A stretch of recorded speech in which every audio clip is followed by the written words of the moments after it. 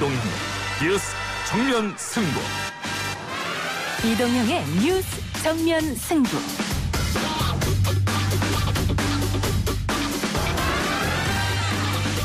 청취자 여러분 안녕하십니까, 이동형입니다. 지난해 국회 패스트트랙 안건 처리 과정에서 벌어진 충돌로 여야 의원들이 재판, 오늘 민주당부터 시작이 됐습니다. 양당 원내대표들의 말 먼저 들어보시죠.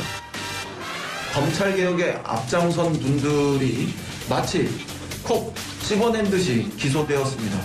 보복성 기소라는 의심을 저는 지울 수가 없습니다. 형평을 이뤄도 보통 이룬 게 아닙니다. 우리는 법정에서 검찰의 기소가 부당했음을 입증할 것입니다. 재판이 시작된 패스트트랙 안건, 그리고 오늘의 이슈들 모아서 기자 언박싱에서 전해드리겠습니다. 영상실입니다. 왜 살리는데요? 제가 친구들 나갔어요.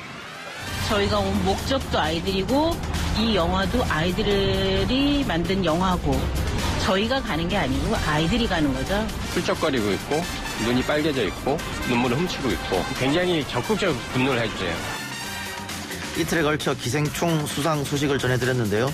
아카데미 시상식 후보작으로 우리 영화 또 한 편이 올라왔었습니다. 세월호 참사 이야기를 다룬 다큐멘터리 영화 부재의 기억인데요.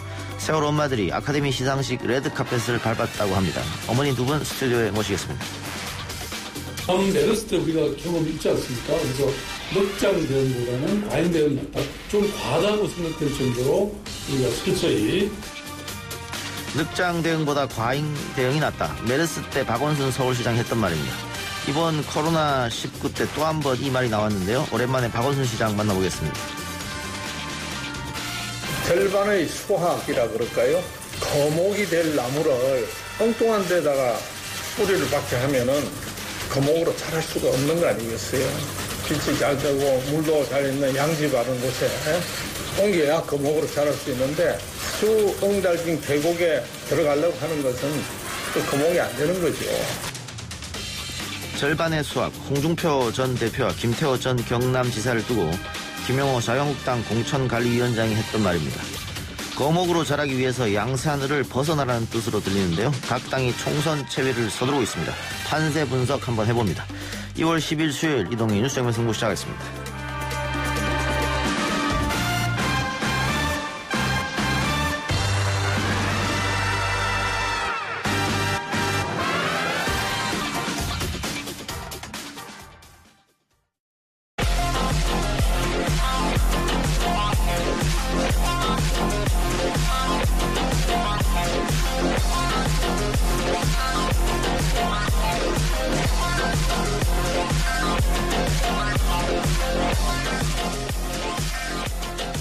오늘 나온 뉴스들 언박싱해드리는 기자 언박싱. 내일신문 이재걸 기자 나왔습니다. 어서 오십시오. 예, 안녕하십니까. 신종 코로나 바이러스 감염증의 이름이 정해졌다면서요? 예, 정부가 오늘 신종 코로나 바이러스 감염증의 공식 명칭을 코로나19로 부르기로 했다고 밝혔습니다. 예. 어제 그 국제보건기구에서 그 이름을 코비드 19이라고 결정해서 발표를 했는데, 예. 영어 이름은 그렇게 부르고 이제 우리말로는 코로나19.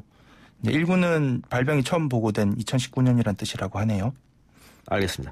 문재인 대통령이 남대문 시장을 방문하고 정세균 총리는 각 부처와 지자체에 예정된 행사를 계획대로 하라라고 얘기했네요. 예. 두 분 모두 코로나19 때문에 위축된 민생을 챙기는 데 좀 초점을 맞추는 오늘 언행을 했습니다. 예. 문 대통령은 오늘 오전에 외국인 관광객이 급감한 남대문 시장 방문했어요. 예. 상인들 위로하고 또 온누리 상품권으로 물건 사고 오찬 간담회도 했습니다. 예. 정 총리는 이제 정부 서울청사에서 그 중수본 회의를 열고 방역은 빈틈없이 하되 지나친 위축을 피해야 한다. 그리고 중앙부처나 지자체가 주관하는 행사를 무조건 취소하거나 연기하는 것은 바람직하지 않다. 그리고 확진자가 다녀갔다는 이유로 상점이 며칠간 문을 닫는 것도 공중보건 측면에서 지나치다. 이러면서 이제 방역대책본부의 입장을 전하면서 이제 민생을 좀 더 챙기자는 톤의 말을 했습니다. 예. 바이러스가 하루만 지나면 다 죽기 때문에 네. 굳이 며칠씩 문을 닫고 할 필요가 없다는 것이죠. 그리고 지금 코로나19 때문에 내수시장이 너무 위축돼 있고 각종 행사는 다 취소되고 사람들은 모이지 않고 하다 보니까 대통령과 국무총리가 움직인 게 아닌가 그런 생각이 들고요. 영남권 여당 의원들은 코로나19 대응을 위한 추경을 정부에 요구했네요. 예. 그 주인공들은 이제 더불어민주당 소속 김부겸 이제 대구 수성구갑 김부겸 의원과 부산 진구갑에 있는 그 김영춘 의원 그리고 양산을 출마를 위해서 차출된 김두관 의원입니다. 예. 이분들이 오늘 공동 성명을 내고 신종 코로나로 인한 민생 경제 피해를 최소화하고 서민 경제 어려움을 덜기 위해 범정부적 민생 대책을 수립을 해야 된다 이러면서 이제 추경 또한 검토해야 한다라고 주장을 했어요. 예. 근거는 2015년 메르스 때도 11조 6천억 원이 추경을 됐었고 지금은 또 법 개정이 돼서 요건도 분명히 졌으니까 하자. 지금 이런 얘기를 하는데 영남의 총선 분위기가 이제 심상치 않다는 내부 기류도 좀 반영이 된 게 아닌가 싶습니다. 민심 달래기용이다 이렇게 볼 수도 있겠고. 그런데 지금 이게 2월밖에 안 됐는데 벌써부터 추경을 한다라고 하면 그것도 좀 이상하게 들리긴 합니다. 예비비도 있으니까요. 어떻게 할지 좀 지켜봅시다. 그리고 청와대가 지금 새 부대변인을 임명했는데 윤재관 부대변인이네요. 어떤 인물입니까? 이제 일단은 한정우 전임 부대변인이 이제 춘추관장으로 가면서 그 빈자리를 채우게 됐는데 이분이 그걸로 유명하더라고요. 지난 2018년 4월 27일 그 남북 정상회담 때 도보다리 산책 아이디어를 낸 장본인이라고 합니다. 광주 숭일고 졸업했고요. 전남대 정치외교과 졸업했고, 그런 분이네요. 예. 국회 패스트트랙 얘기도 해보죠. 이게 패스트트랙 충돌로 재판에 넘겨진 민주당 의원들 오늘 첫 재판이 열렸다고요? 예. 그 서울 남부지법 형사 12부인데요. 오늘 이제 폭처법의 법상 이제 공동상해, 공동폭행 혐의로 기소된 그 민주당의 박범계, 이종걸, 표창원, 김병욱, 박주민 의원 5명과 그다음에 보좌관, 당직자 5명 해서 총회 그 첫 공판 준비 기일을 열었습니다. 예. 근데 이제 공판 준비 기일에는 다 출석은 안 했는데 다 안 나오고 변호인들만 나왔어요. 요지는 이분들의 이제 변호인들의 요지는 정당한 의정 활동을 했다는 것이고 그리고 일체 공모나 공모 폭행을 한 바가 없다. 사실관계도 모두 부인하는 그런 주장을 했어요. 예. 그런데 법원이 다음 재판을 총선 이후에 하겠다라고 했는데 결국은 총선 전에 재판이 진행되면은 선거에 영향을 주지 않겠냐 이런 판단을 한 것 같습니다. 민주당 입장에서는 충분히 그렇게 생각할 수 있을 것 같습니다. 민주당 검찰이 처음에 윤석열 검찰총장과 좀 허니문일 때만 해도 분명한 아군이라고 판단을 했을 텐데 지금 추미애 장관이 오고 나서부터는 검찰이 어떻게 사건 대응을 할지 알 수 없게 돼버려가지고 그렇게 판단할 수 있는데 근데 또 다음 주에 있을 자유한국당 그 의원들 재판도 이제 시작이 되지 않습니까? 이분들은 이제 27명인데 황교안 대표하고 여기 나경원 전 원내대표 다 포함해서 27명이나 되는 분들에 대한 또 재판 일정이 어떻게 짜지는지도 보면은 아마 형평성을 기준에 놓고 또 볼 수도 있을 것 같아요. 다른 얘기 해보죠. 보수 진영 통합 신당의 이름이 정해졌습니까? 아직 안 정해졌습니다. 지금 당명안이 지금 한 3단계를 거치고 있는 것 같아요. 당초 한국당에서는 이제 의총에서 통합신당 얘기가 나왔었고, 그 다음에 통합신당 준비위원회는 또 대통합신당으로 의견을 모았는데, 어제 또 보도에 따르면은 새로운 보수당에서 새로운 한국당을 제시를 했어요. 줄여 부르면 새 한국당이 되겠네요. 그래서 한국당은 내일 오전에 또 의총을 엽니다. 그렇게 해서 또 아마 의견을 모을 것 같습니다. 통합신당, 대통합신당 과거에도 한 번씩 썼던 당명인데 다시 등장하네요. 근데 이 당명이 중요한 게 아니고 통합되는 겁니까? 어때요?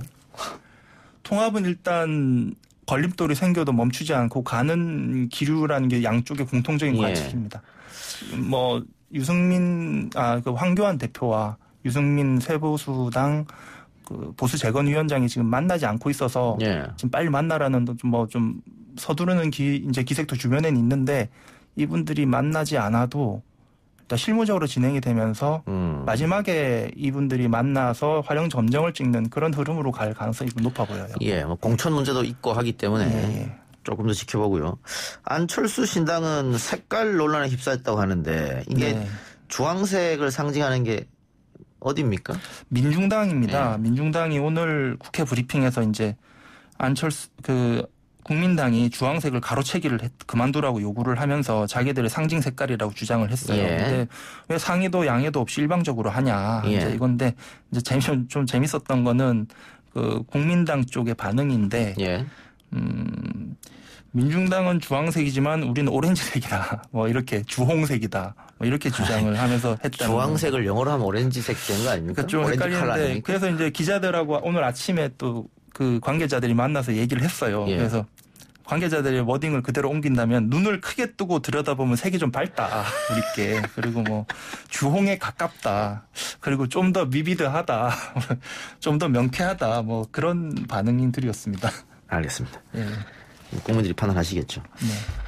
자, 근데 바른미래당, 대한신당, 민주평화당이 합당한다. 이 기정사실로 보였었는데 손학규 대표의 사퇴 문제로 제동이 걸렸다면서요. 예, 지금 17일 목표로 통합을 추진하면서 세 당이 합의한 조건 중에 하나가 예. 각 당 대표가 이제 직을 내려놓는 거였거든요. 예. 그런데 그 대상 중에 한 명인 손 대표가 못하겠다. 받아들일 수 없다고 하면서 이제 판이 좀 깨지는 조짐입니다. 지난 10일에 이제 바른미래, 대한신당, 평화당 이제 각 통합추진위원장들이 이제 기득권 포기를 포함한 조건원 통합을 한다 하고 합의문을 쓰면서 이제 그 조건을 걸었었는데 오늘 아침에 손 대표가 최고위 열고 기자들과 만난 자리에서 아니 3당 통합과 손학규 거취가 무슨 상관이냐. 물러날 수 없다는 의사를 아주 분명하게 밝혔어요. 예. 영화 기생충이 오스카를 휩쓸었는데 어김없이 정치권도 기생충 마케팅을 한다면서요. 예, 뭐 워낙 보도가 많이 나서 뭐 청취자 여러분들도 많이 아실 텐데 사실 뭐 오스카 사과동 하던 그저께까지만 해도 반응이 그냥 논평 정도만 나왔는데 지난 이틀간 아주 쏟아지더군요. 예. 이게 여야 할 거 없이. 먼저 여당부터 보면 뭐 제일 많았던 게 영화 포스터 패러디 사진이 많았죠. 예. 뭐 눈 가리고 찍은 거요. 예. 보면 뭐 대표적으로 강병원, 권미혁, 박찬대, 이재정, 오영훈 이런 의원들이 뭐 포스터 잇따라 쏟아냈어요. 예. 그리고 또 논평도 뭐 회의 석상에서도 발언이 나왔네요. 그 박경미 대변인이 어제 오전 회의에서 기생충으로 삼행시를 지으면서 한국당의 그 비례위성 정당인 미래한국당을 비판을 해서 또 눈길을 끌었고요. 근데 좀 당혹스러운 거는 이제 한국당 쪽인데 뭐 대구 출마 준비 중인 걸로 알려진 강효상 의원이 말이 화제가 많이 되고 있죠. 오늘까지도 화제가 되고 있지요. 그 어제 원내대책회의에서 대구 사람이다 본 감독이 대구에서 초등학교 다녔고 저도 그 이웃 동네에서 학교 다녔다. 그래서 그러면서 하는 얘기가 이제 대구 두류공원에다가 영화박물관도 세우자 하면서 또 뜬금 또 CJ 그룹에도 또 막 이게 극찬을 보내는 뭐 그런 것도 있었죠. 뭐 같은 지역인 곽상도 의원은 조금 점잖게 했어요. 뭐 영화관 없는 대구 남구에서 본 감독이 태어났다는 점을 강조하면서 그래도 그 남구에 영화관 등 문화시설 확충을 위해 노력하겠다 했고 좀 눈에 띄는 좀 차별화를 시도한 사람도 있어요. 그 뭐 민경우 의원인데 페북에다가 영화 기생충이 상 4개 탔다고 난리들이던데 라면서 자신이 이제 의정 기간 동안 지역 주민들 덕분에 받았던 상들을 나열하는 뭐 그런 것도 있었고요. 뭐 대구에 봉준호 감독 생가를 복원하자 뭐 이런. 네, 뭐 예비 후보들이 봉준호 영화거리 만들자, 카페거리 만들자, 생가터를 복원하자, 동상을 세우자 뭐 세트로 막 쏟아내기도 했는데 뭐 언급하기가 좀 너무 자잘해서. 예. 그보다는 자유한국당은 먼저 봉준호 감독한테 사과 먼저 해야 될 것 같은데요. 뭐 이거는 블랙리스트에 올랐었잖아요. 그렇죠. 봉준호 감독 영화를 전부 다 블랙리스트에 올렸고. 그랬죠. 예, 그 부분에 대해서 먼저 사과가 있어야 되지 않겠나 그런 생각 듭니다. 뭐 진중권 교수가 이제 한마디 저 페이스북에 올렸잖아요. 이제 한국의 보수가 절망적이라면서 뭐 봉준호 감독은 블랙리스트에 올려놓고 CJ 이미경 부회장은 자리에서 끌어내려 미국으로 망명 보냈던 분들이라면서 얼굴도 참 두껍다. 이렇게 얘기했죠. 뭐 한국당 지금 보수가 통합을 하면서 탄핵의 강을 건너겠다는데 탄핵의 강도 이런 식으로 뭐 은근슬쩍 건너려고 할까 봐 좀 걱정은 됩니다. 진중권 교수는 진보도 비난하고 보수도 비난하고 어디가 좋다는 겁니까? 그분은 좀 견유주의가 좀 있는 것 같아요. 진흙탕에서 피아를 가리지 않는 자기 생각과 다르면 일단 맞붙는 분인 것 같습니다. 예, 하나만 더 해보고 마칩시다. 예. 추미애 법무부 장관이 검찰 내 수사, 기소 주체 분리를 추진한다라는 얘기를 했고 조국 전 장관이 페이스북에 추미애 잘한다 뭐 이런 메시지를 내놨다고요. 네, 뭐 이 추미애 장관은 그 법무부 발표는 어제 있었던 일인데 예. 이제 뭐 검찰 내 핵심 중에 하나가 이제 검찰 내에서 수사하고 기소 주체를 분리를 해서 추진을 하겠다라고 이제 발표를 하면서 뭐 법조계 쪽에 좀 반발도 좀 있었고 뭐 검찰 내부에서도 좀 조심스러운 반응이 나왔죠. 근데 거기에 대해서 조국 전 법무부 장관이 이제 페이스북에서 이제 추미애 장관님께 박수를 보낸다 하면서 또 입장을 썼어요. 그 뭐 법 개정 없이도 가능할 것 같다. 뭐 그런 얘기도 여러 마디 했습니다. 예. 추미애 장관이 검찰 내 수사와 기소 주체를 분리해야 된다라고 얘기한 것은 지금 수사하는 사람이 기소까지 담당하다 보니까 혹시 잘못된 수사를 하더라도 인정하지 않는 것이죠. 그래서 무리한 수사를 인정하지 않고 바로 기소로. 그러니까 무리한 수사를 하면 당연히 무리한 기소가 될 수밖에 없는 그런 구조적 문제점이 있기 때문에 이거 분리해야 되지 않느냐 뭐 이런 주장인 것 같고 조국 전 장관은 검찰 개혁의 일환으로 찬성한다 뭐 이런 입장인 것 같습니다. 알겠습니다. 그렇습니다. 근데 그 일부 언론에서 추미애 장관의 아들 군 복무 시절 휴가와 관련한 의혹을 다시 제기했네요.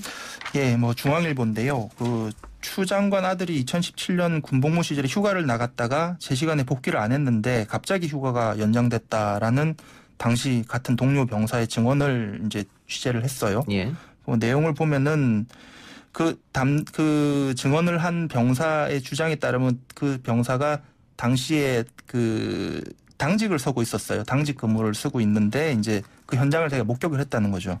그 2017년 6월쯤에 몸이 불편해서 10일간 휴가를 냈다가 연장을 해가지고 20일 동안 휴가를 나갔는데 이 끝나갈 무렵에 또 휴가 연장을 신청했지만 지원 반장이 선임 병장들이 모인 자리에서 이를 승인하지 않았다는 내용인데 이날 이제 제보자 얘기로는 자기가 당직 근무를 서고 있었고 당장 그 아들에게 당장 복귀하라고 했더니 알겠다라고 했는데 20분 후에 이름 모르는 대위가 당직실로 찾아와서 내가 휴가를 승인했으니 미복귀가 아닌 휴가자로 이름을 바꿔 올려라라고 지시를 했다는 게 요지입니다. 예. 뭐 추미애 장관 이 부분에 대해서는 청문회 때 해명한 바가 있죠. 예, 해명하고 그 이후에는 뭐 이제 별다른 대응은 하지 않고 있습니다. 일단 근데 한국당이 고발을 했기 때문에 또 수사를 또 지켜봐야겠죠. 그래요. 알겠습니다. 오늘 이야기는 여기까지 듣죠. 지금까지 기자 언박싱 내일신문 이재걸 기자였습니다. 수고했습니다. 예, 감사합니다. 1부 순서 마치고요. 2부 세월호 어머니들과 같이 돌아옵니다. 딱딱하고 지루한 뉴스가 소설보다 흥미진진해지는 새로운 경험. 놀라셨죠? 이것이 바로 이동준의 뉴스 정면 승부.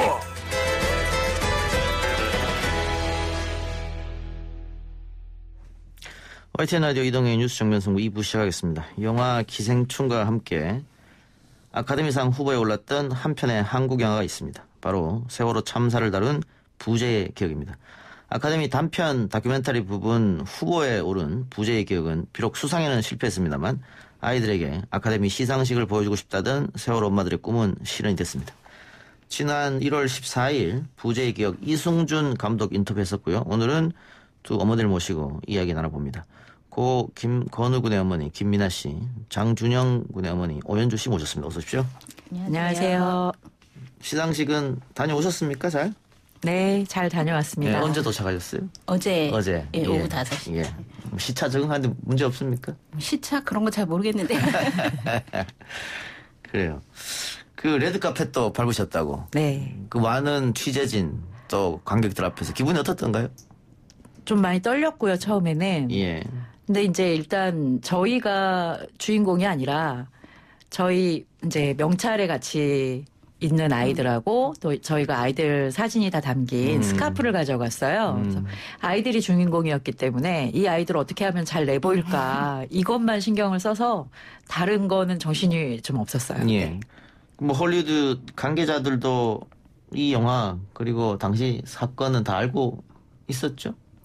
이번에 더 많이 알게 되신 거죠. 그 전에는 뭐 띄엄띄엄 알고 계셨던 걸 이번에 부재의 기억이 이렇게 스토리가 안팎으로 나오는 거잖아요. 그래서 예. 이번에 좀 많이 알게 되셨다고. 예.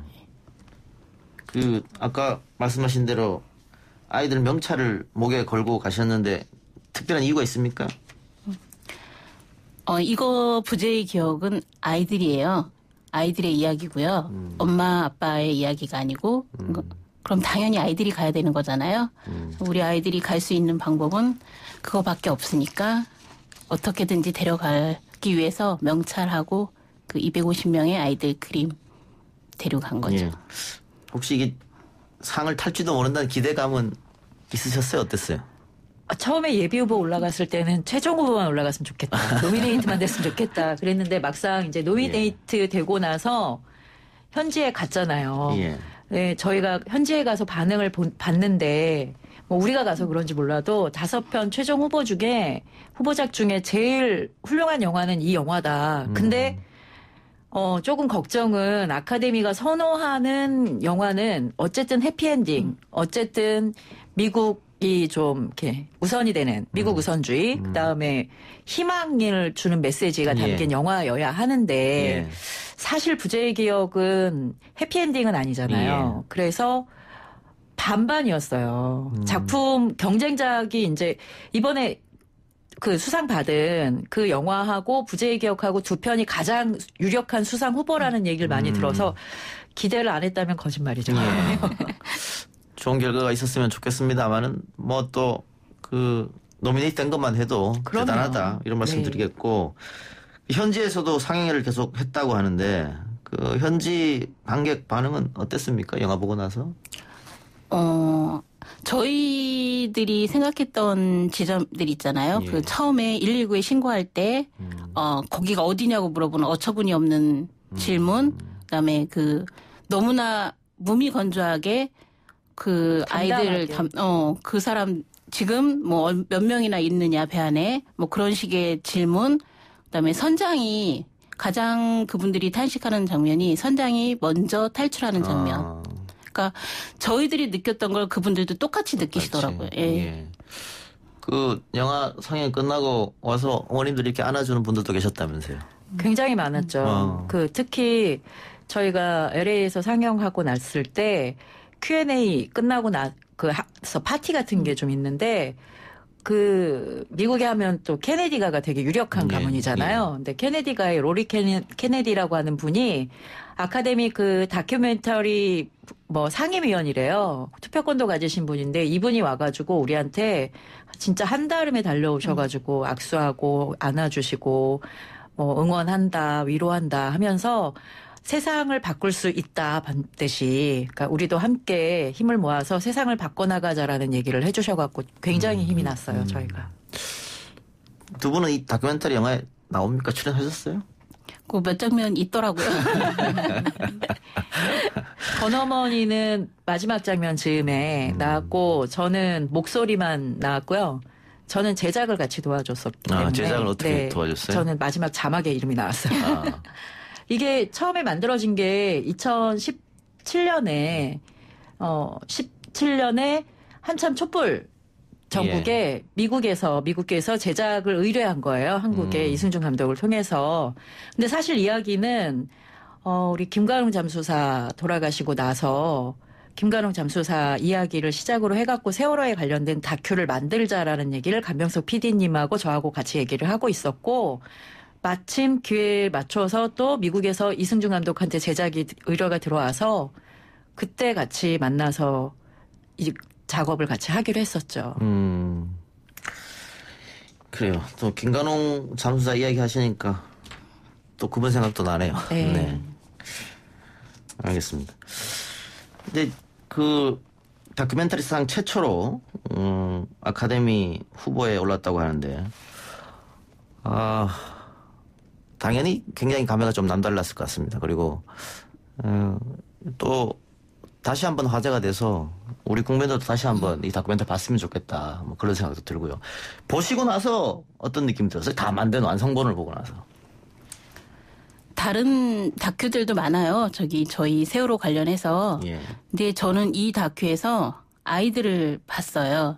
그러니까 뭐 진상규명 그런 것도 중요하지만 저는 아이들의 이야기가 가장 사람들한테 많이 알려줬으면 좋겠다고 항상 생각을 했거든요. 근데 이 안에는, 이 다큐에는 아이들이 있어요. 저는 거기서, 그걸 느꼈죠. 저는 그걸 보고. 같은 질문 드리면? 저는 사실 세월호 참사 진상규명은 그 참사의 원인이라든지 아니면 뭐 구조하지 않았던 모습이라든지 이런 것들이 좀 단편적으로 다뤄진 이야기들은 굉장히 많았는데 이 영화는 2014년 4월 16일 날 대부분의 우리들은 세월호 바깥의 이야기를 주로 알고 있었잖아요. 예. 근데 이 영화가 제일 좋았던 거는 세월호 안과 밖을 함께 동시적으로 보여줌으로 인해서 세월호 참사란 이것이 얼마나 끔찍한 비극이고 사실은 일어나지 않을 수도 있었던 일들이 예. 국가의 잘못으로 일어났다는 걸 정확히 지적하는 다큐라서 너무 좋았죠. 예. 뭐 결론은 또 반복되는 참사는 없어야 한다. 뭐 이런 교훈을 주는 건데 두 분도 많이 들으셨겠지만 저도 몇 달 전에 세월호 이야기하면서 이게 문자로 세월호 지겹다 그만해라 네. 이런 문자가 와서 제가 뭐 청취자분하고 원성을 높인 적도 있습니다만은 그런 이야기 들을 때 어떤 생각이 드세요?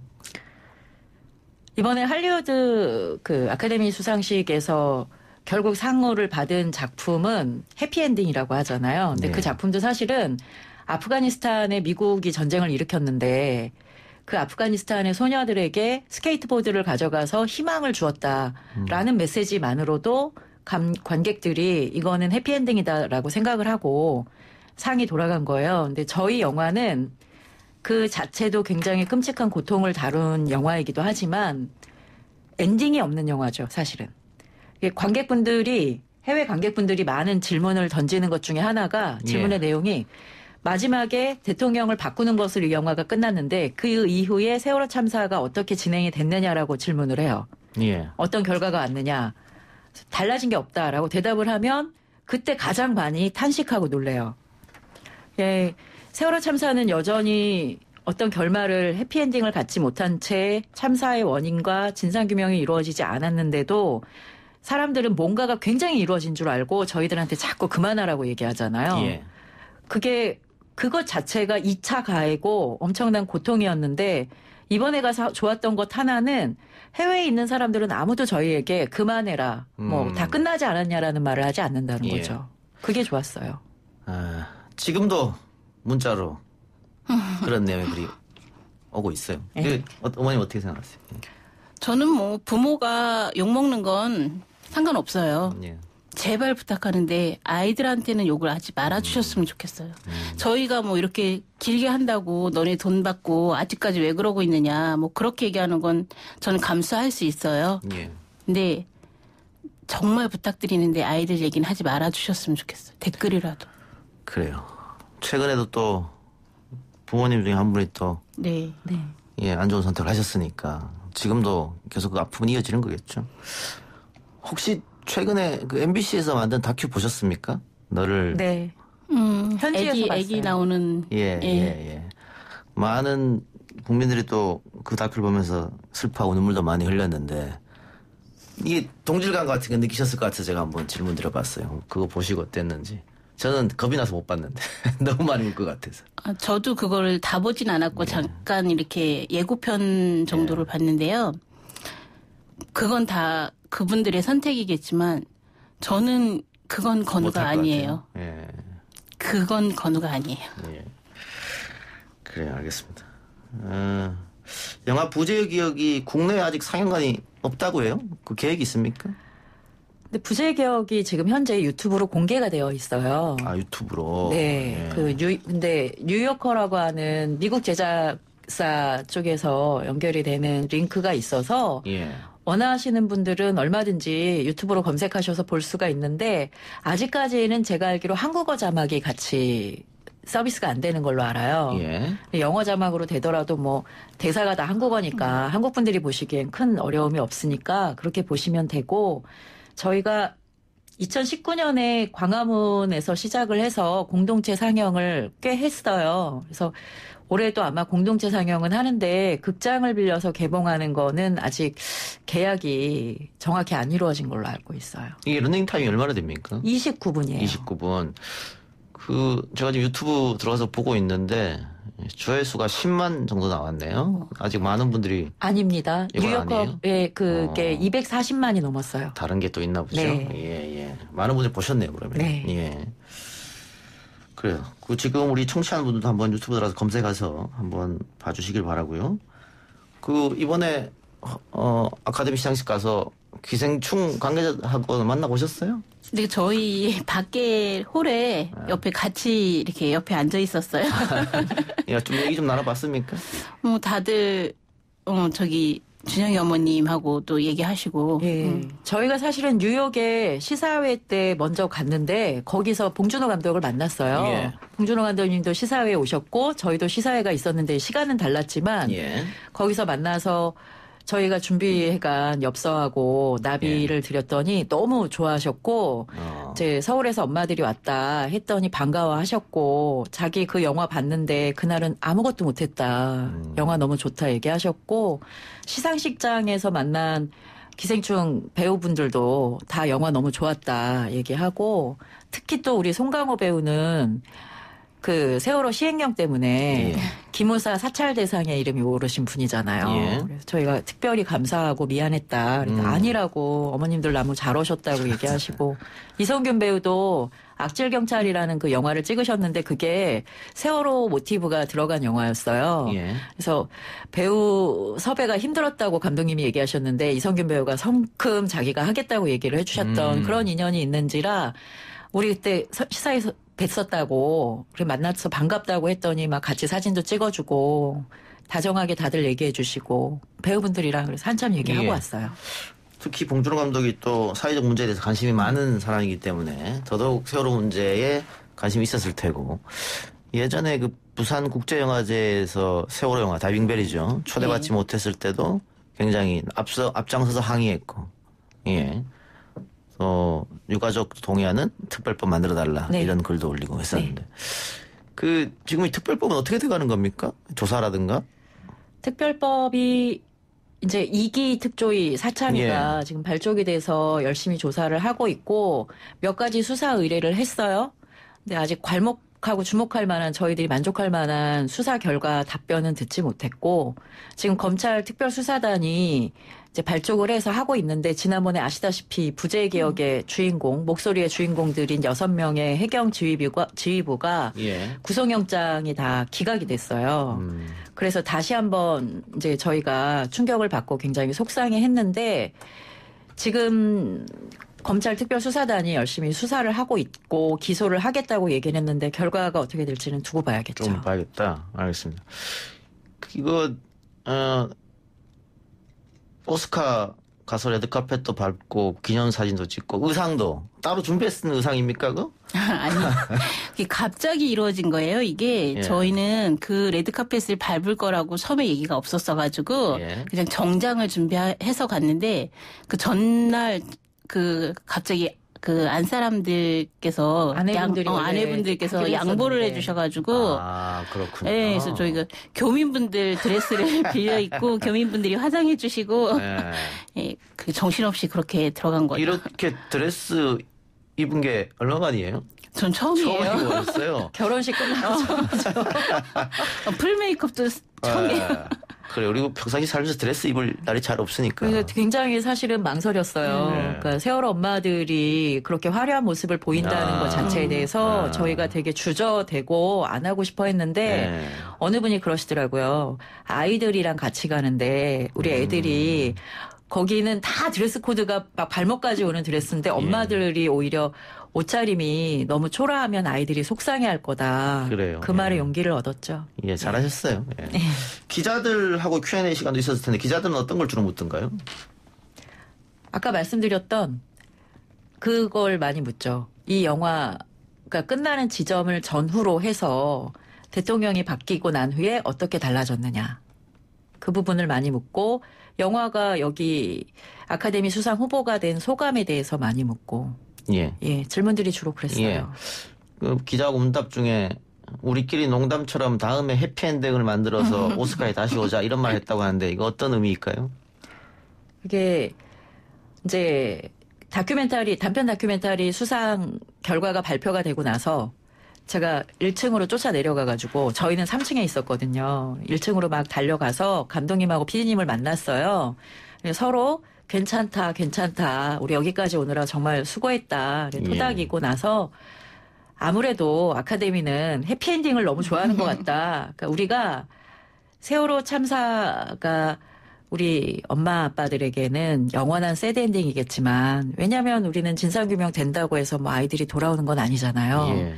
그렇지만 세월호 참사를 계기로 대한민국 나아가서 전 세계에 모든 아이들이 안전하게 살아갈 수 있는 그런 변화를 만들어낼 수 있다면 그건 역사의 해피엔딩이 될 테니까 우리 다음에 장편은 그 역사의 해피엔딩이 되는 순간까지 담아서 다시 오자 이런 얘기를 했죠.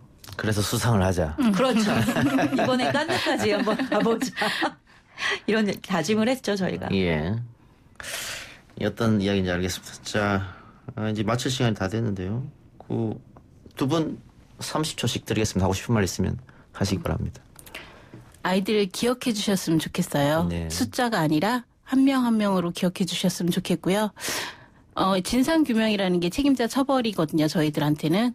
그들이 처벌을 받게 되면 우리 아이들이 희생된 이유가 나올 거고 아이들의 명예가 회복이 될 것 같아요. 아이들이 이렇게 허무하게 희생되지 않았으면 좋겠어요. 그냥 명예훼손, 아이들의 명예훼손이 될 수 있도록 누군가 명예회복. 명예회복이 될 수 있도록 처벌받는 걸 꼭 보여주고 싶어요. 예, 알겠습니다.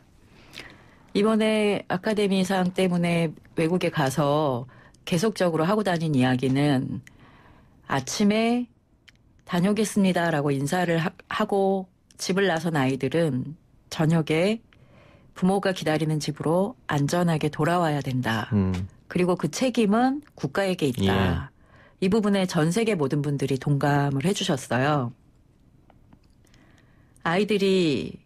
우리 아이들이 250명의 꽃다운 정말 아름답고 예뻤던 아이들은 우리가 우리 품에서 보낼 수밖에 없었지만 이 일을 계기로 대한민국의 모든 아이들이 안심하고 살아갈 수 있는 나라를 만들 수 있게 하자는 것이 이 영화의 주제이고 우리 세월호 참사 엄마 아빠들이 싸우는 이유라는 걸 기억해 주셨으면 좋겠습니다. 알겠습니다. 두 말씀 고맙습니다. 감사합니다. 뉴스 듣고 옵니다. 글쎄 안 들려 들을 뉴스 없어 아무 뉴스도 귀에 들어오지 않아 듣고 또 들어도 들을 뉴스 없어 만든 게 이 프로야. 이동영의 뉴스 정면 승부. 이동영의 뉴스 정면 승부 3부 시작하겠습니다. 메르스 때 박근혜 정부의 무능 낱낱이 증언할 수 있다. 박원순 서울시장이 자신의 SNS를 통해서 밝힌 내용입니다. 이 말이 나오자 자유한국당에선 박원순 시장을 공직선거법 위반 등의 혐의로 고발했는데요. 박원순 시장 직접 연결해서 입장 들어보겠습니다. 시장님 나와 계십니까? 예, 안녕하세요. 네. 예, 일단 그 코로나19 박원순식 과잉 대응이 이번에도 통했다. 뭐 이런 보도도 있었는데 서울시 차원의 대응이 상당히 꼼꼼한 것 같습니다. 예, 이번에 이 봉준호 감독, 예. 영화 기생충 있었지 않습니까? 예. 그게 이렇게 성공한 이유가 봉태일. 예. 정말 꼼꼼하고 아주 디테일한 봉준호 감독이다. 이런 얘기가 나왔지 않습니까? 예. 그야말로 이런 재난, 이 감염병 이런 것에는 정말 꼼꼼하고 디테일함이 필요하죠. 예. 서울시는 기본적으로 이렇게 1,000만 인구가 안전하게 이런 위기를 극복하기 위해서는 정말 그런 꼼꼼함이 필요하다고 생각합니다. 예, 디테일하게 대처했다. 이런 상황에서도 기생충하고 엮었습니다. 네. 네네. 예, 근데 지금 확진자가 다녀간 음식점 등이 며칠씩 영업을 못하고 내수시장이 많이 침체되고 있습니다. 그 네네. 부분에 대해서도 파악은 하고 계십니까? 그럼요. 제가 어제는 사실 확진 환자가 다녀간, 그래서, 손님이 거의 4분의 3이 줄어버린 예. 그런 식당을 다녀왔는데요. 그러니까 사실은 이제 확진 환자가 다녀갔다 하더라도 예. 사실 방역을 제대로 하고 예. 한 2, 3일 지나가면 안전하게 됩니다. 그래서 서울시가 그 방역 절차를 다 거치고 심지어는 공기 중에 그런 바이러스가 없는지까지 다 과학적으로 확인한 다음에 클린존이라고 예. 이렇게 선언을 해드리고 있습니다.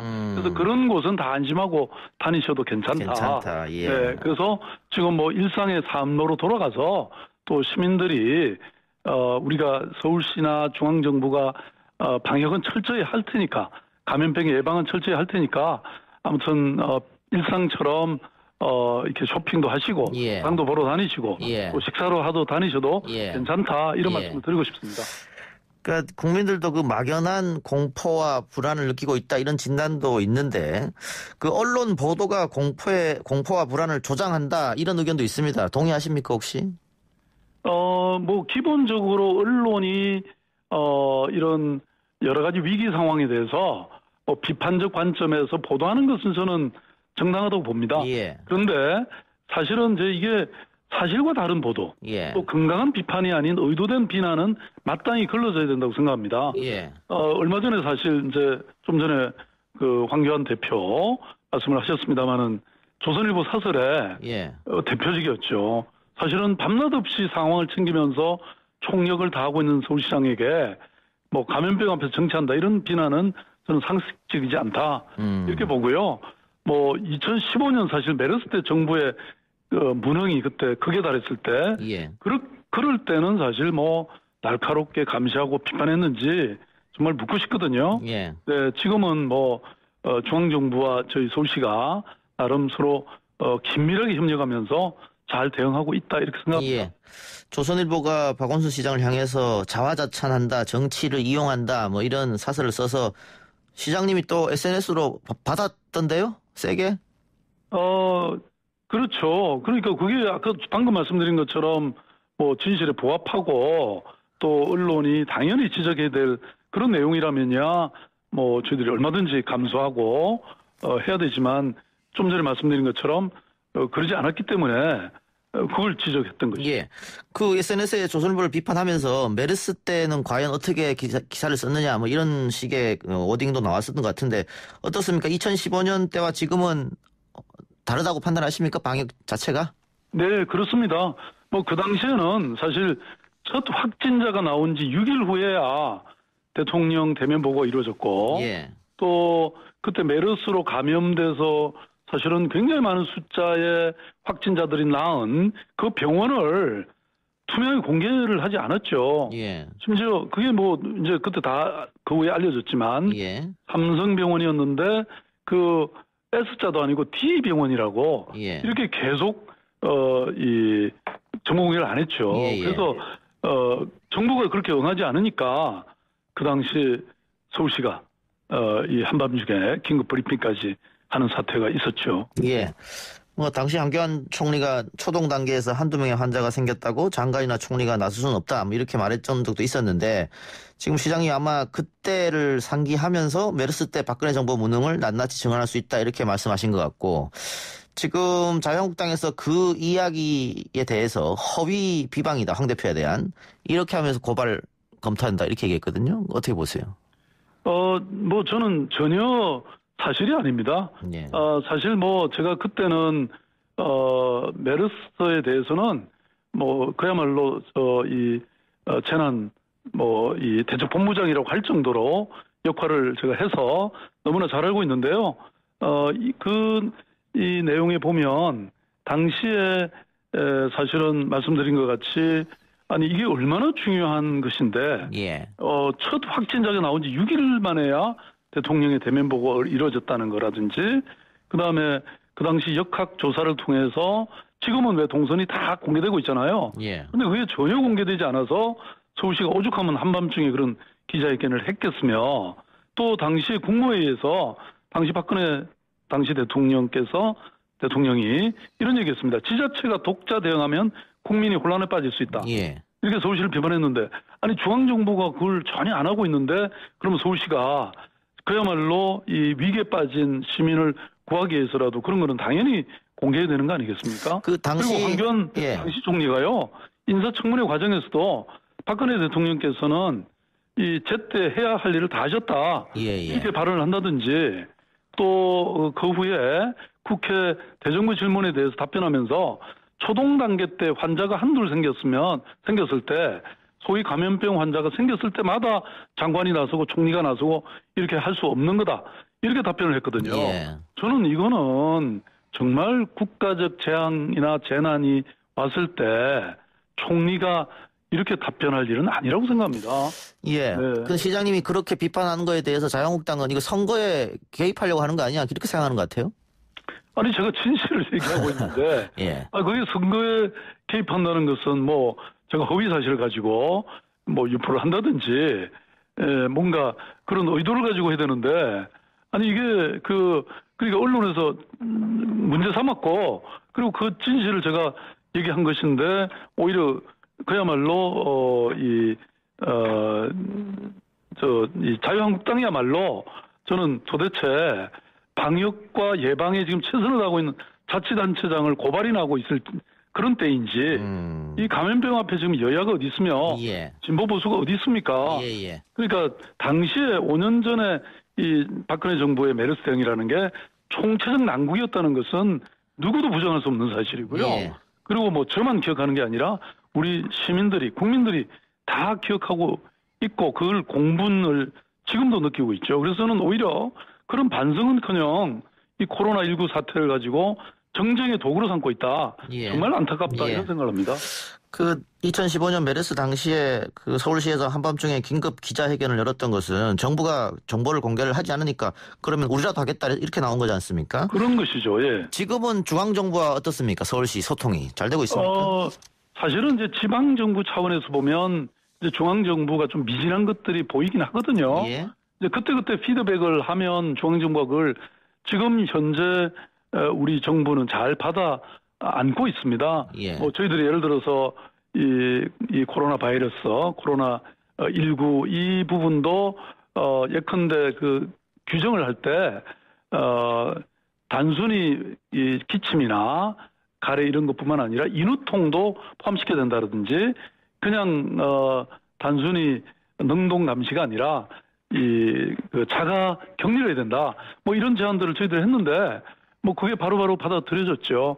지금은 뭐 중앙정부, 지방정부 할 것 없이 서로 아주 긴밀하게 협력하고 있다. 이런 말씀을 드리고 싶고요. 예. 그때 상황을 제가 한마디만 드리면요.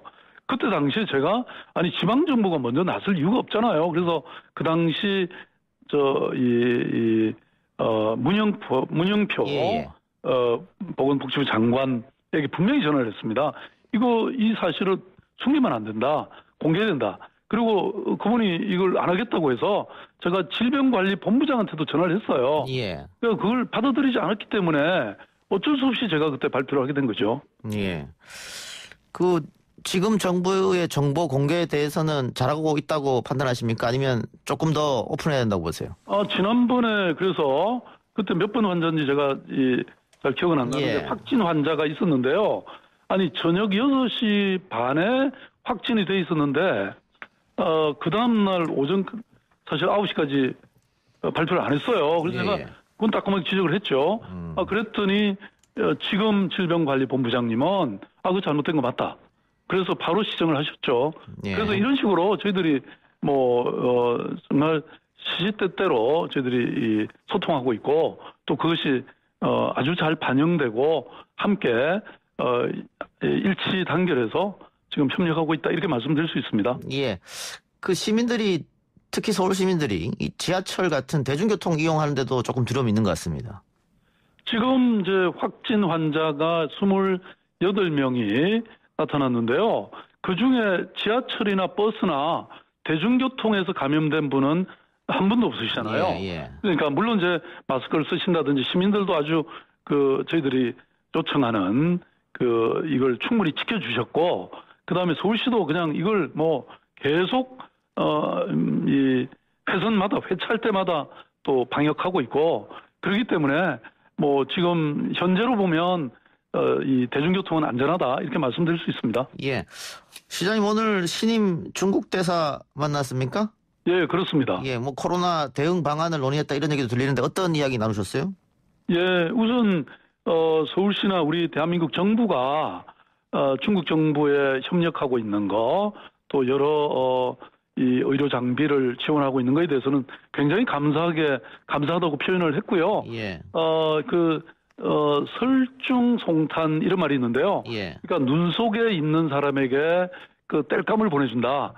이런 표현을 서로 공유하기도 했습니다. 예. 그러니까 사실 뭐 이게 중국도 지금 심각하고 우리도 지금 여러 어려움이 있지만 이게 언젠가는 사실 극복되지 않겠습니까? 예. 그럴 때 우리가 이 한중 간에 또 서울시와 북경시 간에 이런 어떤 우호적인 모습이 제대로 중국 사람들, 중국 정부에 각인이 되면 뭐 우리가 지금 무역의 제일 파트너가 중국 아닙니까? 예. 또 우리 한국에 오는 관광객이 압도적 다수가 중국인이거든요. 예. 그래서 우리 경제를 회복하고 회생하는데도 제가 보기엔 이 지금의 시기에 얼마나 협력적이고 우정의 모습을 보이는가에 따라 달려있다고 저는 생각하고 있습니다. 서울시도 중국의 이 신종 코로나 바이러스 감염에 대한 뭐 물품 같은 걸 지원하고 있습니까? 네, 저희들이 지금 뭐 마스크를 포함해서요. 예. 서울시가 기본적으로 이 확보해서 가져야 되는 그 저장 물량을 제외하고 나머지 부분을 지금 1차, 2차, 3차로 지금 계속 중국 이 우리 자매 도시가 이제 북경을 포함해서 9군데가 있는데요. 자매 예. 우도시가 그게 의료용 보호복이라든지 의료용 고글이라든지 의료용 안면구, 휴대용 열 화상 카메라 뭐 이런 것들을 지금 지원하고 있고 그거에 대해서 굉장히 고맙다고 표현하고 있습니다. 또 하나 말씀드리고 싶은 거는요. 예. 그 메르스 때 5년 전에 사실 북경시가 서울이 그 당시에 뭐 30몇 명이 사망하고 막 우리가 굉장히 어려움이 있었잖아요. 예. 그래서 북경시가 특별 사절단을 보내갖고 서울시가 필요로 한 게 뭐냐. 그리고 관광객을 좀 많이 보내달라 그래서 그때 이 그룹 관광을 통해서 많이 보내줬고요. 제가 또 북경에 가서 관광 홍보단을 이끌고 갔을 때 사실 관광 마케팅 행사를 이 거리에서 대규모로 할 수 있게 이렇게 또 허용해 주기도 하고 서로 그런 우정을 쌓아왔죠. 예. 아니 제가 앞에서 여쭤보려 했던 것은 그 일각에서는 또 우리 세금으로 왜 중국에 도와주냐 뭐 이런 이야기 있어서 여쭤봤는데 메르스 때도 우리가 도움을 받았군요. 예, 그럼요. 저는 그런 거는 굉장히 좁은 안목이라고 생각합니다. 예. 우리가 작은 거를 통해서 훨씬 더 큰 것을 얻을 생각을 해야지. 그죠? 예. 그래서 이게 이런 뭐 중국에 대해서 사실은 말씀드린 것처럼 서로 돕고 살아가야 될 친구 같은 존재죠. 이럴 때 오히려 잘하면 우리가 나중에 훨씬 더 큰 도움을 받을 수 있다. 저는 그런 생각을 합니다. 근데 지금 야당에서는 이 정부가 너무 중국 눈치를 본다. 바이러스 명칭부터 시작해서 중국인 입국을 전면 금지하지 않는 것도 다 중국 눈치 봐서 그런다. 사대주의 아니냐 이렇게 비판하고 있단 말이에요. 그것도 전혀 사실이 아닙니다. 예. 왜냐하면 명칭을 우한 바이러스라고 쓰지 말라고 WHO가 요청하고 있습니다. 특정 지역을 하면 그 지역이 낙인 효과가 있지 않습니까? 그래서 공식적으로 오늘도 코로나 19 그러니까 라고 하는 것을 공식으로 써라 이렇게 요청을 했어요. 그럼 WHO에 우리가 따라가야지. 그렇게 차별적이고 그리고 혐오적인 그런 용어를 써서는 안 되겠죠. 예, 알겠습니다. 저는 우리 국민들이 균형 잡히고 합리적이고 이런 판단을 하고 계신다고 생각합니다. 마지막으로요. 오늘 시장님 일상이 무너지는 게 바이러스보다 더 무섭다 이런 얘기 했다고 하는데 서울 시민들한테 한마디 해주시죠.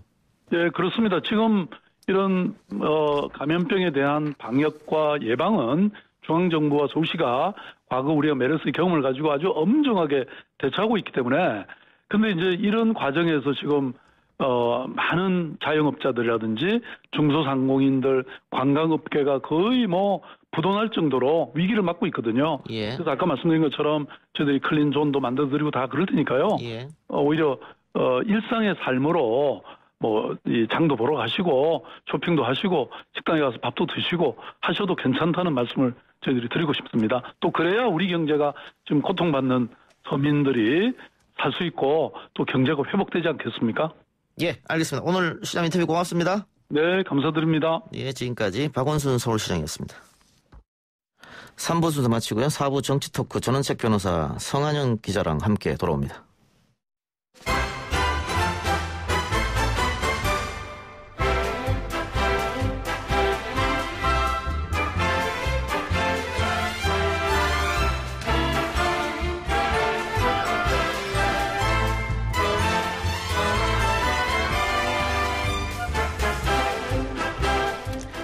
YTN 라디오 이동영의 뉴스 정면승부 4부 시작하겠습니다. 정치 토론 시간입니다. 한겨레 신문 성한영 선임기자, 전원책 변호사 나왔습니다. 어서 오십시오. 예, 안녕하세요. 예. 자유한국당 이야기부터 해볼까요? 한교안 대표가 종로 출마를 선언했는데 이 종로 출마 선언 늦은 감이 없지 않다 이런 얘기도 있습니다만 두 분은 이 종로 출마에 대해 어떻게 보십니까? 일단 제가 먼저 얘기할까요? 예. 이 황 대표가 종로 출마를 선언한 건 실기했다는 말이 많았죠. 예, 황 대표가 험지 중에 험지에 출마하겠다고 얘기를 한 게 1월 3일인가 그때쯤 될 겁니다. 그 이후로는 이 종로 출마를 가타부터 얘기를 하지 않고 있었는데 예, 어느 날 뉴스에 나와버렸잖아요. 예. 용산에 여론조사를 한다. 양천갑이 여론조사를 한다. 이러면서 이제 공관위에서 압박이 시작이 됐습니다. 특히 공관위원장인 그 이석연 위원이 밖에 나와서 아주 강하게 반발을 했죠. 예, 그런 게 아마 압박이 됐을 거예요. 그런데 때가 늦었다 싶지만 그때가 저는 제일 빠를 때라고 생각합니다. 예, 출마 선언은 잘한 것처럼 보이고, 예, 황 대표가 사실은 선택할 선택지가 거의 없었어요. 종로에는 없죠. 예, 중진들에게 험지 출마를 요구하면서 본인이 그걸 상당히 미뤘던 것은 뭐 실기라기보다는 아마 주변에서 그런 얘기를 많이 했던 것 같아요. 전국을 뛰면서 후보 지원을 해야 되지 않느냐. 아마 그런 고민이 깊었던 것으로 저는 생각합니다. 늦었지만은 종로 출마는 잘한 것이다. 알겠습니다. 예, 이게 한 달 정도 늦어진 셈이고요. 당선 가능한 험지라는 게 사실 형용 모순이거든요. 예. 당선 가능하면 험지가 아니죠. 그래서 공천관리위원회에서 압박도 있었고요. 또 유승민 의원이 종로에 나가는 게 낫겠다 뭐 이런 얘기까지 나오고, 또 어떤 신문에서는 전쟁을 하는데 장수가 무슨 꼬리를 내리냐, 아주 좀 모욕적인 그런 비판까지 하고 좀 떠밀려서 나간 것 같은 모양새이긴 합니다만. 예. 그래도 선택은 잘했다고 보고요. 대선 주자라면 종로 정도는 나가야. 과거에 이제 이명박 노무현 전 대통령 이분들이 종로에서 사실 좀 실패한 사례들입니다. 한 번은 노무현 전 대통령은 종로에서 96년에 3등 했었고요. 그다음에 98년에 이제 다시 재보선 나가서 됐고, 2000년에는 부산으로 내려갔다 또 실패하고, 그 곡절이 많죠. 이명박 대통령 거기 이제 비례에서 96년 총선에 종로 국회의원이 됐는데 선거법 위반으로 2년 뒤에 의원직을 사퇴를 합니다. 대법원 판결 직전에. 그러니까 이게 종로라는 데가 참 묘한 데입니다. 이렇게 종로에서 쓴맛을 보고 실패를 해도 뭐 정치적으로 다 죽는 뭐 그런 자리는 또 아니에요. 거기서 또 잘 교훈을 배워서 또 재기할 수 있는 발판으로 삼을 수 있는 뭐 그런 자리입니다. 아쉬운 건 이제 황교안 대표가 정치 경험이 좀 많지 않아서 이렇게 돌다리도 두들겨보고 아예 안 건너는 뭐 이제 이런 성격인 거 아닌가 싶은데, 아무튼 좀 늦었지만 결정을 굉장히 잘 했다고 봅니다. 제가 짧게 하나만 더 말씀드리자면, 아까 그 유승민 의원 얘기를 했는데, 사실 이 새 보수당과 한국당의 그 당대당 통합이 논의가 될 때 아직까지 뭐 두 분이 만나질 않았습니다만, 그때 유 의원이 대구에서 단수 공천보다는 서울 험지로 나가는 것이 조건이다, 이런 얘기가 물밑으로 많이 오고 갔습니다. 그래서 실제 유승민 의원 주변에서도 종로 출마를 권했고, 아마 그 문제도 함께 얽혀 있었던 것 같아요. 이 황교안 대표가 쉽게 종로 출마를 미리 선언을 해버리면 또 유승민 의원에게는 불출마 아니면 대구 동구 이 두 개밖에 선택지가 없으시니까 아마 그런 것도 많이 고려가 되지 않았나 싶고, 지금 황교안 대표가 또 유 의원에게 간접적으로 그런 얘기를 하는 모양입니다. 서울 험지 출마를 해달라. 불출마 선언을 접고 좀 해달라. 아마 여러 가지 복합적으로 많이 얽혀 있겠죠. 예. 전원책 변호사 아까 얘기하면서 대표가 험지 출마 주저하면서 중진들에게 어떻게 험지 출마를 이야기할 수 있나 이런 뉘앙스의 말씀을 해주셨는데, 그 이야기 바로 질문 드리겠습니다. 지금 당에서는 홍준표, 김태호 두 사람에게 아마 수도권 출마를 요구하는 것 같습니다. 그런데 두 사람은 PK를 떠날 생각이 없는 것 같아요. 어떻게 결론날까요? 이게 지금 홍준표, 김태호 지금 두 분으로 이른바 중진들의 험지 출마 타깃이 돼버리는데, 사실은 원래 중진들이 험지 출마가 이 논의선상에 또 올랐을 때는 티켓이겠죠. 그런데 거기 자연스럽게 이동을 해버렸어요. 이 당대표를 하고, 또 김태호 지사는 총리 후보까지 됐던 분인데, 이제 이 두 분이 경남 지역에서 서로 내가 왕이다 이러면서 출마를 하겠다고 하면서 특히 홍준표 대표는 BK 40석을 책임지겠다 이랬단 말이에요.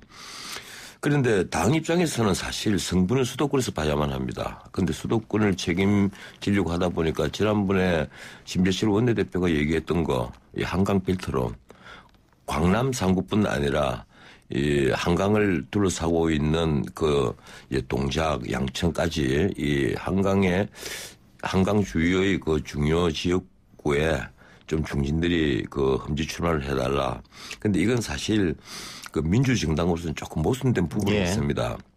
그곳에서도 지금 많은 예비 후보들이 뛰고 있거든요. 그렇죠. 뛰고 있으니까 이른바 전략적 배치를 한다는 게 과연 이게 민주정당이 하는 문제가 있기 때문에 또 선관위에서 일정 부분 이번에 전략공천에 대한 제동을 걸지 않았습니까? 그래서 이 문제도 여러 가지로 많이 얽혀가 있어요. 이러니까 자연스럽게 타깃이 축소가 돼가지고 지금은 홍준표, 김태호 두 분입니다. 근데 김태호 이 지사에게는 창원 성산에 출마하라. 이렇게 당에서 지금 요청을 하는 상태고 홍준표 대표가 이제 단일 티켓으로 돼가지고 수도권에 제발 나와달라는데 어제 이분이 그 사실은 시한이죠. 그 김영호 그 위원장이 답변을 해달라고 한 시한이 어제 11일이었는데 어제 저녁 때 갑자기 내가 그러면 문재인 이 대통령의 사저가 있는 양산을에 나가겠다. 김두관. 양산을에 나가겠다 이랬는데 거기는 사실은 서영수 의원이 출마 포기를 하면서 김포갑에 김두관 전 경남지사가 지금 표밭들을 갈고 있단 말이에요.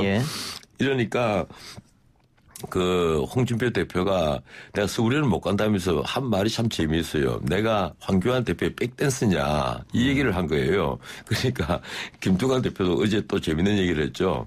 그 서울에 가서 백댄스 하지 말고 여기 와서 장수가 돼서 쫄병하고 싸워달라. 쉽게 말하면 당신은 골리앗이고 나는 다윗이다. 아마 이 얘기를 한 것 같아요. 김두관 지사는. 아마 재밌게 됐어요. 그런데 아까까지 제가 들은 얘기로는 공관위 회의에서 어느 정도 그 양산 쪽에 그 홍준표 대표의 요청을 수용하자는 의견이 강한 걸로 저는 듣고 있습니다. 아마 결론은 어떻게 날지 모르겠습니다만 오늘 아니면 내일 결론이 나겠죠. 날 텐데 지금은 수용하는 쪽으로 기울이질 것 같아요. 왜 그런가 하면 홍준표 대표의 요청을 수용한단 말입니까? 홍준표 대표가 지금 이 판에 서울에 올라와서 공관위에 승복하는 그런 모습을 보이지 않으리라고 저는 봅니다. 그렇다면 이 양산에서 김두관 지사와 홍준표 전 대표 간에 또 빅매치가 성사가 되는 것처럼 보입니다. 근데 지금 자유한국당 지도부나 공관위 입장은 지난 총선이나 지선, 수도권 특히 서울에서 참패를 했기 때문에 그 거물급 인사들이 수도권에 와서 황교안 대표의 종로와 함께 바람을 일으켜달라 뭐 이런 보관이어서 아마 그런 얘기를 했던 것 같습니다. 근데 어떻습니까? 만일 이런 공관위가 강하게 요구하면 홍준표 전 대표나 김태호 전 의원이 탈당도 또 무소속 출마도 불사하리라고 보십니까? 뭐 정치인들이기 때문에 뭐든 할 수 있다고 봐야 되고요. 그게 좀 위험합니다. 그래서 홍준표 전 대표 같은 경우에 굉장히 좀 특이한 정치인이시죠. 그래서 여기서 더 압박을 하면 진짜 뭐 어떻게 할지 모르겠다 싶으니까 좀 받아들이는 것 같고요. 아까 공천관리위원회 중간중간에 이제 기자들이 김영호 위원장한테 물어보는데 좀 받아들이는 듯한 뉘앙스로 얘기를 했어요. 이제 그게 이제 오늘 오후에 뉴스로 돌고 있고요. 근데 김태호 전 지사는 또 좀 다릅니다. 그거는 창원 성산 얘기는 그냥 지역 언론에서 누가 이제 중재 아이디어로 한 얘기다. 나는 그 내 고향에서 출마를 꼭 하고 싶다. 이 얘기를 지금 이 시간에도 하고 있습니다. 그래서 오늘 밤늦게 아까 김영호 위원장은 이제 내일쯤 얘기해야 될 것 같다고 그래요. 내일쯤이면 결론이 날 것 같은데 아마 그냥 PK 지역 안에서 지역구를 조금 어려운 데로 옮기는 정도로 절충이 이루어지지 않을까 이렇게 전망이 됩니다. 이 문제는 그 진행자께서 말씀하신 대로 서울의 이 한국당 선거를 이끌어 나갈 사람이 그렇게 만만치 않다는 거예요.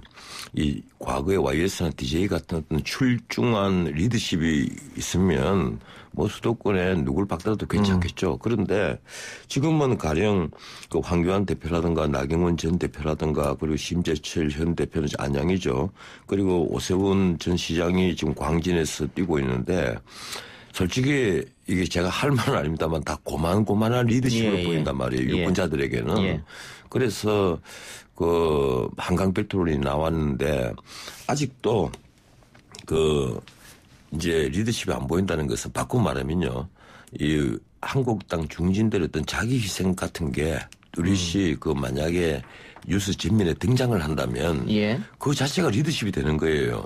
그러면 그게 전체 선거를 이끌 수 있을 텐데 이 전체 선거를 이끌 수 있는 어떤 확실한 야당의 리더십 그게 안 보이니까 지금 홍준표 대표 보고 수도권에 그럼 출격을 해달라는데 가령 홍준표 대표가 서울에 올라와서 그 지금 당이 원하고 있는 뭐 동대문이라든가 그게 이제 과거의 지역구잖아요. 아니면 뭐 강북이라든가 이런 데 출마를 한다고 해서 홍준표 대표가 그 리더십이 될 수 있느냐. 저는 또 그건 아니라고 봐요. 예. 어쨌든 황 대표가 이번에 그 고민하는 것은 그 어떤 개혁 공천일 텐데 개혁 공천의 삭은 아직까지는 보이지 않는 것 같습니다. 좀 지켜봐야 될 문제라고 생각합니다. 예. 리더가 수도권에서 안 보이기 때문에 불출마 선언한 유승민 카드를 수도권에서 쓸 수도 있다. 뭐 이런 얘기가 나오는 거지 않습니까? 근데 그 말이 성립이 되려면은 통합이 전제가 돼야 된단 말이죠. 기자님, 어떻게 통합이 잘 되리라고 보십니까? 예, 뭐 통합을 해야 된다고 워낙 그 야당 지지 유권자들 또 언론에서 압박이 심하기 때문에 할 겁니다. 유승민 의원이 이제 불출마를 선택한 것도 그 통합하기 위해서는 뭐 다른 방법이 없었어요. 그래서 대신 이제 내가 불출마해서 이제 정치인이 불출마한다는 건 이제 정치적으로 사망한다는 건데 나를 희생할 테니까 새로운 보수당의 현역 의원들 공천을 다 주라. 또 당직자들은 좀 고용승계를 해달라 이렇게 얘기를 한 겁니다. 설진성인이죠. 그런데 이게 이제 이런 문제가 좀 있어요. 법적으로는 아마 신설합당일 것 같고 또는 신당 창당일 수도 있습니다. 그런데 이게 법적으로는 뭐 신설합당이나 신당 창당이겠지만 사실상 자유한국당이 지금 국회의원이 107명이고요. 그래서 2016년은 박근혜 전 대통령 탄핵 이전으로 이제 다시 되돌아가는 원상 복구되는 그런 정도의 효과인데 지금 그거라도 워낙 절박하기 때문에 통합이 될 것 같고요. 또 통합이 되면 상당히 효과가 좀 있을 겁니다. 예. 지금 유승민 의원이 불출마에는 또 무슨 문제가 있는가 하면 새 보수당의 나머지 7분 국회의원 이 공천 보장의 문제가 있어요. 그렇겠죠. 뭐 유 의원이 지금까지 대표는 아니었지만 그래도 새 보수당의 거의 창업주 비슷한 역할을 하고 있었기 때문에 유 의원이 불출마할 때는 나머지 7분에 대해서 그 공천을 어느 정도는 좀 보장을 해달라. 공정한 공천은 할 수 있어야만 한다. 그래서 공천한 공천이라는 말씀을 하신 것으로 알고 있는데 문제는 지금 가령 경선을 한다라든가 하면 그래도 한국당은 조직이 있고 이 새 보수당 조직이 그대로 아무리 통합이 된다 하더라도 한국당 조직보다 적거든요. 그렇겠죠. 그래서 새 보수당 국회의원들에게 불리할 수밖에 없기 때문에 이제 그게 상당히 이제 고민이 깊어지는 지점입니다. 문제는 새 보수당에 있는 7분들이 다 그 나름대로는 언론을 많이 타고 유명한 분들이에요. 그래서 100% 여론조사로 또 그러면 승부를 하자 이러니까 그건 한국당에 있는 예비후보로 뛰고 있는 분들이 또 반대를 한단 말이에요. 누구는 이름 때문에 되고 하면 새로운 신인들이 나갈 길이 막히지 않느냐. 그래서 아마 이 부분에 그 절충점을 찾기가 만만치 않을 겁니다. 예, 자유한국당에도 준비하는 사람들이 분명히 있으니까요. 상당히 많이 있죠. 근데 통합은 가능하다고 보십니까? 예, 통합은 대세니까 그건 아마 어느 누구도 거짓 못할 겁니다. 결국은 톱다운 방식으로 통합의 마지막 디테일 부분이 결정이 될 텐데 그래서 아마 황교안 대표하고 유승민 대표가 만나는 것이 자꾸 미뤄지는 것 같아요. 예, 두 분 다 통합은 가능하다고 하셨는데 그러면 통합했을 때 실질적으로 시너지 효과가 나겠느냐? 민주당을 위협할 수 있는 정당이 새롭게 생기겠느냐 이 문제잖아요. 예, 뭐 통합이라는 건 항상 시너지가 있는 거니까요. 뭐 난다고 봐야 되고요. 한두 가지 좀 정리해야 될 쟁점이 좀 있을 겁니다. 지금 언론에 워낙 좀 뉴스가 조금 잘못 알려진 것들이 있는데 당명이 지금 확정된 게 아니에요. 그것도 조금 대통합신당이라고 뉴스에 나오고 있는데 이게 자유통합신당으로 하자. 뭐 이런 반론이 제기돼서 지금 논쟁이 있고요. 또 색깔도 그냥 뭐 다 옷 맞춰놨는데 그냥 자유한국당 색깔로 하자. 이게 자유한국당 쪽 얘기인데 다른 데서 반대합니다. 그러면 그 통합을 뭐하러 하느냐 이렇게 하고요. 또 공천관리위원회를 자유한국당 지금 김영호 위원장이 하는데 그냥 거기서 하게 하자. 이게 새로운 보수당의 이제 하태경 의원이 그렇게 얘기를 하는데 다른 의원들은 그렇게 생각하지 않는다고 하고요. 또 시민단체에서 참여한 분들은 그건 절대 안 된다. 그건 자유한국당이 흡수합당이지. 이게 무슨 신당창당이냐 이렇게 이제 이의 제기들을 하고 있습니다. 이게 이 디테일에서 이게 조정이 되긴 될 텐데 조금 더 진통이 좀 예상이 되는데 아무튼 통합은 될 것 같고 통합이 되면 시너지 효과는 있을 것 같습니다. 시너지 효과 있을 것이다. 시너지 효과라기보다 일단 후보 단일화가 되면 예. 이 선거에서는 훨씬 더 유리해지죠. 예. 예. 지금 대통령 임기가 3년이 지나고 그리고 남은 2년이란 말이 문자 그대로 이번은 중간평가입니다. 예. 아무리 중간평가 성격이 없다 하더라도 이번 선거가 정권에 대한 어떤 긍정 혹은 부정 이걸 표시할 수 있는 그런 제도적 선거가 되기 때문에 제가 보기로는 후보 단일화가 되면 야당이 일단 유리한 위치에 설 수밖에 없는 겁니다. 누구는 야당 심판 또는 뭐 정권 심판 이 싸움이다 이러지만 이 중간 선거에서 야당 심판 선거라는 건 없어요. 정권 심판이냐 아니냐는 여부죠. 그런데 문제는 지금 우리 경제가 어렵다 그런 것은 천하가 다 아는 사실이고 예. 안보도 뭐 최근에 트럼프가 김정은과 당국과 만나지 않겠다 이러니까 사실은 문재인 정부에서는 더 기댈 것이 없어요. 거기다가 지금 코로나 바이러스 문제로 우한 폐렴 문제로 이 난리가 나 있단 말이에요. 뭐 자영업자들이 다 정말 가게문을 닫는 것을 고민을 하고 있는 입장이니까 여당으로서는 굉장히 어려운 선거가 될 겁니다. 그래서 후보 단일화가 되느냐 여부가 이번 선거에 있어서는 하나의 승패를 가르는 바로미터가 될 텐데 그런 의미에서 지금 시너지 효과 이런 걸 떠나서 야당은 후보 단일화에 총력을 부릴 겁니다. 예. 그러니까 지금 구도로 봐서는 지금 상태로는 1여 다야 구도로 치러지는데 그러면 여당이 유리하겠죠. 그런데 호남만 빼놓는다면요. 이 나머지 지역에서는 지금 새보수당과 한국당이 합치면 남아있는 것은 우리공화당. 이 정도예요. 우리공화당과 물론 뭐 자유통일당입니까? 예, 김문수 전 지사가 만든 정당이 있는데 그것도 아마 제가 보기로는 결국은 후보 단일화 쪽으로 기울어서 어떤 식으로든지 후보 단일화는 이루어질 것 같아요. 이게 워낙 지금 대세기 때문에 그리고 후보 단일화를 하지 않으면 이게 연동형 비례제로서 뭐 기대를 해볼 만한 어떤 국회의원 몇 분 이외에는 아마 지역구에서는 아마 기대를 할 수가 없을 겁니다. 이러니 후보 단일화는 될 거예요. 예. 이 자유한국당 얘기를 너무 길게 했는데 민주당 얘기는 시간이 없네. 자, 민주당이 최근 문희상 국회의장의 아들이죠. 문석균 씨, 또 김겸 전 청와대 대변인, 정봉주 전 의원까지도 출마를 하지 마라 이렇게 돼서 출마를 안 하게 됐습니다. 근데 이게 또 민주당 핵심 코어들은 반발하더라고요. 지지층이죠. 이 집토끼를 놓치면서 어떻게 선거를 치르려고 그러냐 이렇게 반발도 있던데 두 분은 이 민주당의 선택 아마 중도층을 자극하지 않기 위해서 이런 선택을 한 것 같은데 잘했다고 보십니까? 잘했죠. 뭐 선거라는 게 이건 뭐 법률적인 절차가 아닙니다.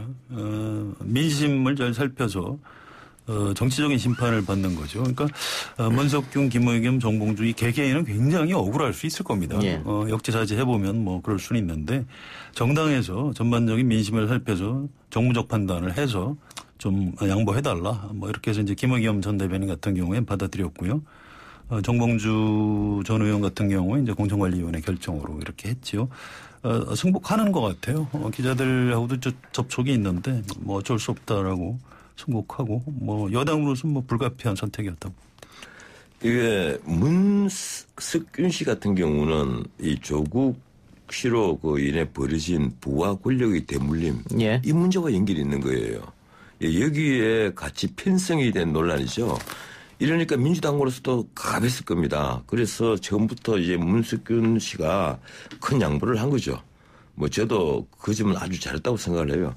근데 김의겸 전 대변인 같은 경우 이분은요 지금 청와대에서 워낙 이번에 사람들이 많이 나왔습니다. 61명이 나왔는데 과거 노무현 정부에 인연이 있는 사람까지 포함하면 한 70분이 지금 공천 신청을 하고 있잖아요. 뭐 청와대가 당을 접수한 것이냐 이런 말이 나올 정도로 돼 있으니까 그렇지 않아도 또 당에서 부담을 갖고 있었는데 김의겸 씨에게 걸려있는 문제는 하필이면 이 정부에 있어서 늘 논란을 빚어왔던 부동산 문제란 말이에요. 부동산 투기 문제. 이번에도 당 공천 신청자들에게 투기 지역에 집 2채 이상 있는 사람들은 무조건 한 채 이상은 좀 더 판다. 하는 것을 세약을 해라 해서 세약서를 다 제출했지 않습니까? 예. 현재 그 민주당 국회의원 중에서 이 투기 지역에 집이 2채 이상 있는 사람이 10분이고 3채 이상 있는 사람이 1분이라 그래요. 그런데 이럴 정도로 당에서 민감하니까 아마 김의겸 씨에게는 거의 강제적으로 그만둬라. 거의 이해찬 대표가 나서서 끝내 정리를 했죠. 예. 그리고 정봉주 의원은 정말 억울할 겁니다. 예. 1심에서 무죄를 받았는데 이분 같은 경우에는 지금 미투에 인결이 돼가 있으니까 이 미투가 사실은 이 민주당의 한 건 두 건이 아니었지 않습니까? 예. 민주당 쪽에 있었던 사람에게서 이러니까 이게 다시 선거판에 또 재점화가 되면 다른 지역구 선거에 엄청난 영향을 미치니까 아마 이해찬 대표가 나서서 마지막으로 설득을 했던 것 같아요. 근데 1심 재판부 판결 내용 보면은 허위 미투라고 재판장 얘기를 하던데 없었던 걸로. 미투 문제는 저는 뭐 개인적으로 정봉주 의원을 좀 알아가지고 제가 들은 얘기가 있기 때문에 여기서 극히 좀 말조심을 해야 되는데 잘못하면 또 정봉주 의원 편드느냐 소리를 제가 들을 수가 있기 때문에 객관적으로 신문에 난 얘기만 하자면 정봉주 의원이 어떤 의미에서 성추행 이런 것은 전혀 없었죠. 예. 없었고 다만 그런데 정봉주 의원에게 지금 문제되는 것은 왜 그러면 그때 내용을 상세히 기억해서 상세히 얘기를 하지 못했느냐는 문제입니다. 이건 솔직히 말하자면요. 정봉주 의원이 머리가 나빴기 때문에 벌어진 사건이 아니냐 저는 이렇게 생각합니다. 예. 알겠습니다. 마지막으로 안철수 신당 얘기도 좀 해보죠. 뭐 색깔 가지고 논란이 있던데 안철수 신당에 대해서는 어떻게 보십니까? 글쎄요, 굉장히 어려움이 좀 많은 것 같아요. 예. 지난번 4년 전에는 이제 호남에서 바람이 불었고요. 그래서 비례대표하고 38석이나 얻었죠. 또 그게 이제 또 한쪽에서는 새누리당 공천파동이 있었고요. 그 두 가지 호남의 어떤 반문재인 정서 또 새누리당 공천파동 이 두 가지를 한꺼번에 덕을 봐서 돌풍이 일었는데 지금은 호남에서 인기가 없다고 그래요. 예. 여론조사에도 다 나타나고요. 또 네. 자유한국당 지금 공천 굉장히 절박하게 하고 있지 않습니까? 예. 그러니까 지난 4년 전 같은 일이 벌어지지 않을 것 같고요. 지금 기댈 수 있는 건 안철수 전 의원 개인의 어떤 인기? 그게 이제 거의 유일한 기반인데 여론조사 보면 점점 낮아져요. 그래서 지금 좀 걱정하는 분들은 이러다 혹시 3% 그러니까 비례대표 배분에 참여할 수 있는 그것도 안 되는 건 아니냐 뭐 이런 의심, 걱정 이렇게 하는 분들이 나타날 정도로 지금 굉장히 좀 고전 중입니다. 예, 고전이다. 아까 전원책 변호사 후보 단일화 이야기하면서 안철수 신당은 이야기도 안 했어요. 후보에 군에 올리지도 않았습니다. 지금 안 의원 스스로가 보수적인 발언을 좀 하긴 하죠. 예. 그런데 그건 문재인 정부의 각을 세우는 위치에서 하는 얘기고 나는 안철수 의원이 지금까지 보수적 행보를 보였다고는 생각하지 않습니다. 원래 출발 지점도 보수가 아니었고요. 그런데 방금 우리 성 국장이 말씀하신 대로 안 의원이 처음에 국민의당 만들 때만 하더라도 10%대 초반의 지지, 12% 13% 지지가 나왔었습니다. 그리고 바른미래당으로 다들 합류를 했을 때 절반이 뚝 떨어졌어요. 10% 정도 나왔거든요. 근데 이번에 여론조사를 쭉 보면 두세 군데 모두 다 마찬가지입니다. 뭐 3% 초반대. 이러니까 방금 말씀하신 대로 자칫 하다가는 비례대표도 배출하지 못하지 않겠느냐 이 얘기인데 문제는 안 대표가 이번에 귀국해가지고 당을 만드는 것은 본인이 새로운 중도 정치 공유 정당 이런 걸 하겠다 이런 거창한 표현을 했습니다만 저는 아직까지 공유 정당이 뭔지 잘 모르겠고 어떻든 본인이 대선을 위해서 당을 만들고 독자적 행보를 시작을 했다는 겁니다. 그런데 과거에 새정치 하겠다는 데서 점점 새정치가 국민들에게 이제는 부각이 안 되는 거예요. 예. 지금까지 보여온 것이 그냥 창당을 4번씩이나 할 정도로 낡은 정치의 연속이었으니까 본인이 새정치를 하겠다는 것이 먹혀들지도 않고 이번에는 중도 정치, 실용 정치 그리고 공유 정치 이런 걸 또 얘기를 하는데 그게 유권자들 가슴 속에 확 닿는 게 없는 거예요. 그래서 제가 보기로는 안철수 대표가 상당히 위험한 길을 걷고 있다. 이렇게 판단하고 있습니다. 예. 이 안철수 신당에 대해서는 두 분이 공통된 의견을 주셨습니다. 쉽지 않아 보인다. 좀 어려울 것이다. 이런 말씀. 두 분의 이야기는 시간이 다 됐어요. 이걸로 갈무리 하겠습니다. 두 분 말씀 오늘 고맙습니다. 예, 고맙습니다. 오늘 저희가 준비한 내용은 여기까지고요. 저는 내일 이 시간 다시 찾아오겠습니다. 들어주신 여러분 대단히 감사합니다.